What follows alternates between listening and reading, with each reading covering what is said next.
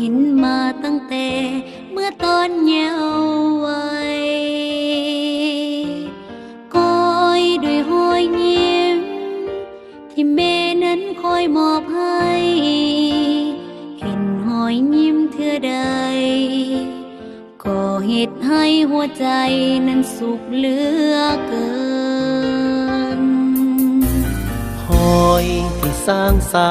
นำพาลูกยางก็เกิดเป็นเส้นทางพบความเจริญแม่สู่ทางเส้นทางให้ลูกก้าวเดินนับมือนับเจริญผู้คนต่างสรรเสริญใต้การนำพา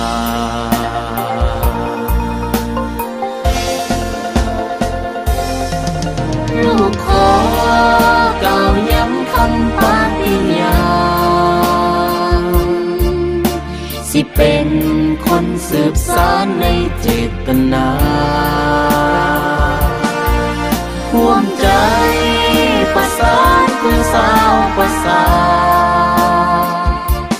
ห่วงศรัทธาตามรอยวิลาสตรีหากวันนั้นบ่มีพักสวยนำพา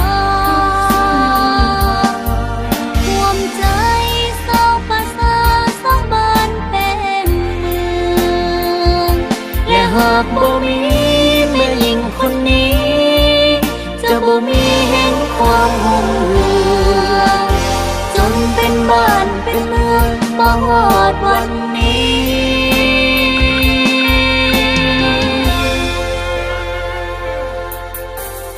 ยอมเหนื่อยปานใดใจยังสู้ทนเพื่อลูกๆทุกคนได้เป็นคนดีหักและถนอมยินยอมให้ทั้งชีวิตด้วยความหักและหวังดีจากผู้หญิงคนนี้ที่ชื่อว่าแม่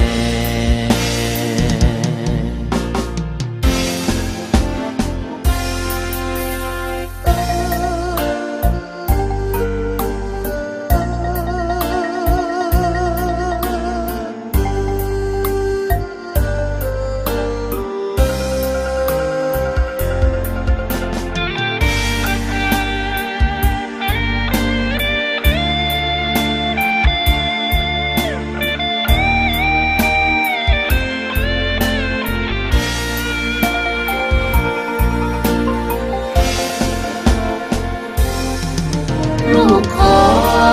กล่าวย้ำคำปฏิญาณสิเป็นคนสืบสานในเจตนาห่วงใจประสานเพื่อสาวประสานห่วงศรัทธาตามรอยวิลาสตรี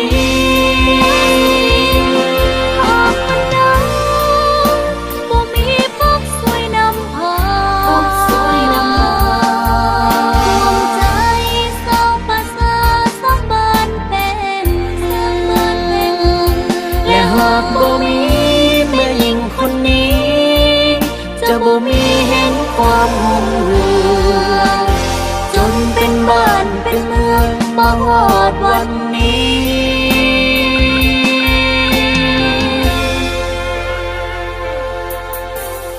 ยอมเมื่อยปานใดใจยังสู้ทนเพื่อลูกๆทุกคนได้เป็นคนดีฟังและถนอมยินยอมให้ทั้งชีวิตด้วยความฮักและหวังดีจากผู้หญิงคนนี้ที่ชื่อว่าแม่ลูกบูชาความหวังดีแด่ผู้หญิงคนนี้ที่ชื่อว่าแม่